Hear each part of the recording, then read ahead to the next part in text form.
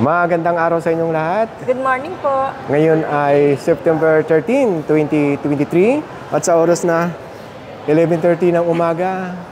Dahil nga sa request naman ng ating mga kabayan sa Galaan, dahil na-feature natin yung largest buffet diyan sa may seaside, puntahan daw natin itong food club na matatagpuan dito sa 4th floor ng Ayala Mall, Manila Bay.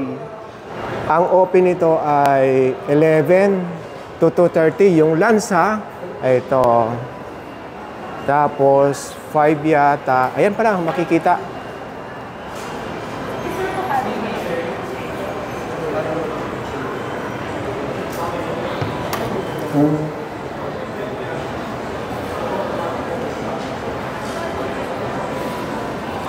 May promo rate daw sila doon sa may... Doon, pagpasok natin, ipapakita ko rin sa inyo, ha? Pwede rito ang walk-in, saka reservation, katulad natin. Good morning, Kirby. Hi, ma'am. Reservation, Jay. Ang dish daw dito ay mahigit 100. Titingnan natin mamaya.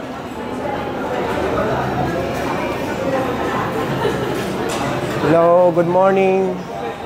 Good morning, good morning. So ito pala hanggang September 2023. So ito tayo ngayon, 798. 8 times nyo lang sa 2.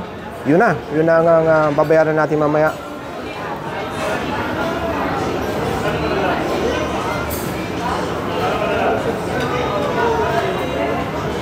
Ngayon, ito naman yung promo nila for October.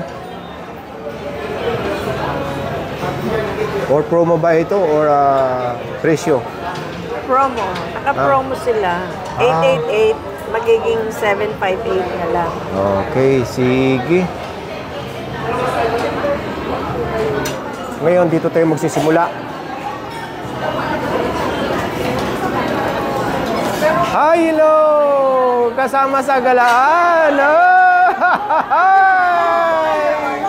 Hello! Oh, kita-kits na naman. Kita-kits na naman tayo ngayon. Oh. Thank you po.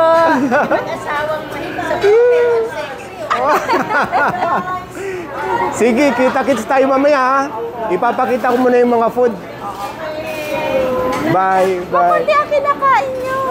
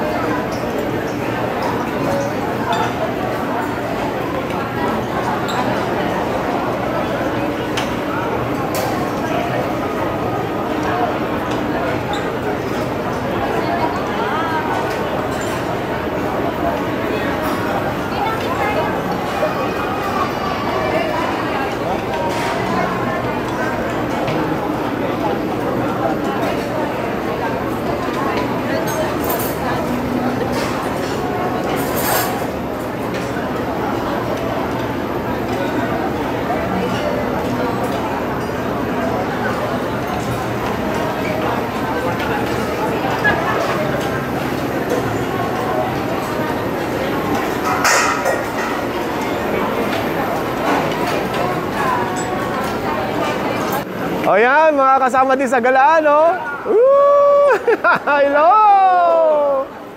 Masisan talaga, kita-kits.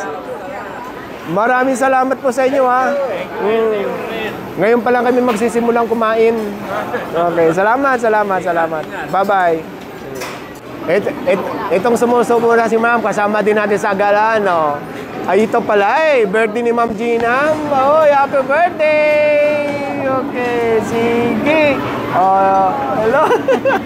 Nahihiya ka, haharapan kita ngayon. Oh. Okay. Sige, enjoy. Okay dito, masaya. At parang maski maraming tao, hindi mo feel na maskip. Dahil nga, masaya. Maluwag. Maluwag. Dahil feeling mo talaga nasa loob ka ng mall. Ngayon ang ginagawa natin mga kabayan, katulad ng ginagawa natin sweetie sa mga ganitong mga buffet, ay tikim-tikim lang tayo at ay importante mapakita namin sa inyo kung anong lugar, yung mga food, at hindi naman namin na matitikman lahat yan. Kayo na lang ang pumunta. So habang kumukuha ng food si sweetie, ito yung mga kinuha ko. Tempura, chicken karagi, roast beef, tapos itong lechon. Kaya ganito karami, hati na kami ni sweetie. Ang bilis maubos ng balat ng lechon. Ngayon, ito namang rice na ito, ang nakalagay doon ay salted rice. Kumuha rin si Sweetie ng pansit. Tapos, kumuha rin ako ng sabaw ng salmon. Kaya maraming salamat ulit sa mga nag-recommend nitong food club. Ang dami ninyo. Kaya maraming salamat sa inyo. Hello! Ayan. Oh, ito. Oh, ito kasama sa galan. Oh, halika. Yeah! Hi to my hubby, na Bobby Traffic. Oh, sige. Nice meeting you. Kayo din po, lagi po kayo mag-iingat, ha? Kasi ang nanonood talaga sa inyo yung husband ko. Ano doon? Ano sa lamin? Ayun. Ang dami natin kasamahan dito. Ayan, oh. Hello! Ang dami natin dito. Oh, hello, sir. Oh! Maraming salamat. Mga kabayan, siya yung lagi nag-email sa likod ng kotse. Maraming salamat, ha. Ingat lagi. God bless. Bye. Kumusta ang pansit? Tama-tama yung timpla nila, hindi maalat. Pansit kanto nito, mga kabayan, eh. Hindi siya maalat. Okay na okay po yung lasa niya. Tikman natin itong tempura. Sausaw mo dito, masarap. Yan. Hindi makapal yung Breadings. yung breadings niya. Tingnan nyo, ha. Pagka weekends, punuan. Kailangan magpa-reserve kayo. Or, pwedeng walk-in, yun nga lang, mag-aantay kayo ng aalis na. Kailangan magpalista na kayo dun sa front desk. So, okay yung tempura. Malambot. Hindi masakit sa gilagid pagka kinakagat. So, sa ito, Sweetie, ha? So, kumuha ako ng sauce ng lechon at nakaabot ako ng kunting balat. Ayan, o. Titikman natin. Yung lechon, natikman ko kanina, walang timpla. Lalagyan ko ng sauce. Hindi na masyadong crunchy yung skin. Try ko. Try mo.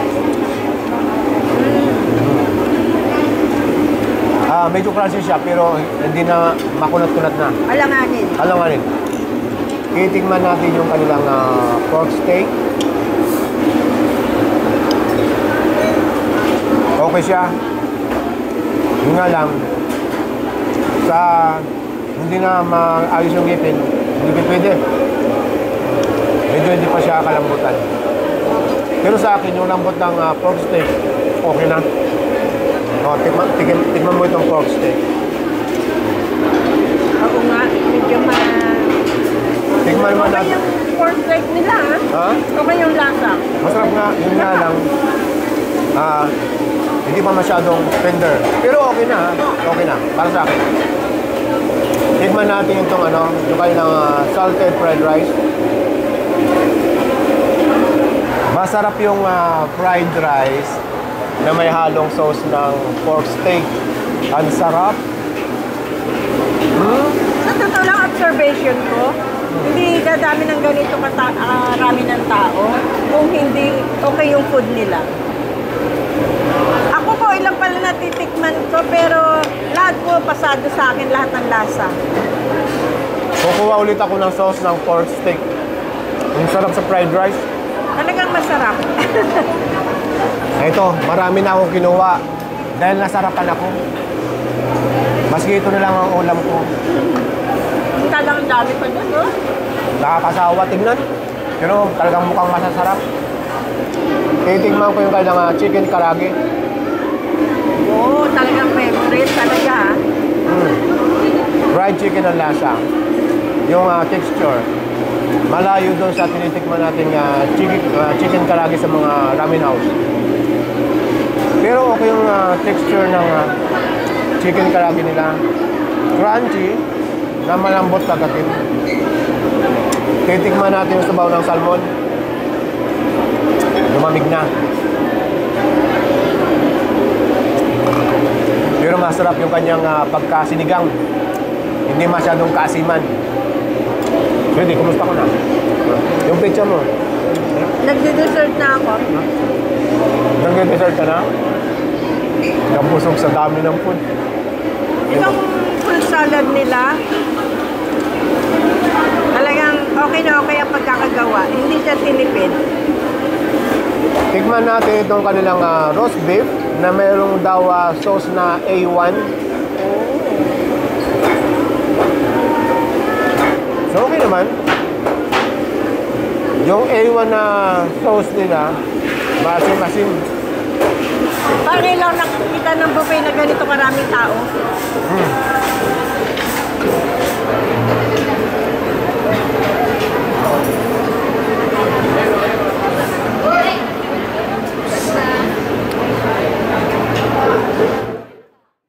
So yung mga kabayan, punta kayo dito dahil okay yung food. Nag-enjoy kami. Ang per person dito, ulitin ko na lang, dahil nga may promo, 728 per person. So i-times 2 nyo lang yon. Eh meron pa tayong senior card, kaya magiging 570 na lang per person. 570 si Dada. Oh, di ba?